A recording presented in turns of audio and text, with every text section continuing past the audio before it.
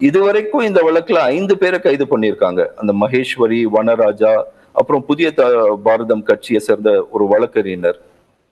அவங்க அந்த வழக்கறிஞரும் இந்த மகேஸ்வரியும் ஸ்டேட்மெண்ட் கன்ஃபெஷன் கொடுத்திருக்காங்க போலீஸ் கிட்ட. போலீஸ் சொல்றது இதுதான். 2 பேருமே கன்ஃபெஷன் கொடுத்திருக்காங்க. தட் ஏடிஜிபியும் எம்எல்ஏவும் இன்வால்வ் இதுல அப்படின்னு சொல்லிட்டு.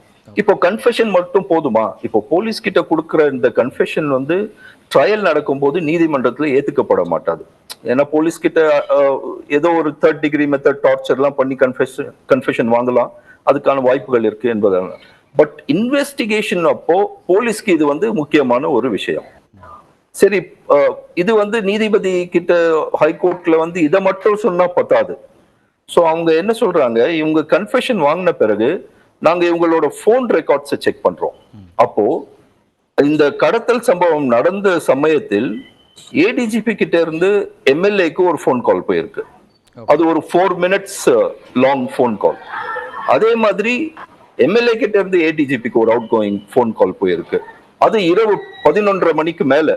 சோ இரவு நேரத்துல இந்த கடத்தலும் நடந்த சமயத்துல இவங்க பேசிக்கிறதுக்கு என்ன அவசியம்?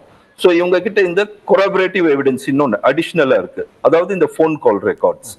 சோ இதெல்லாம் கடைசியா ஹைலைட் என்னன்னா, அந்த யார கடத்த போனாங்களோ அது 22 வயது இளைஞர்னு சொன்னாங்க நீதிமன்றத்துல.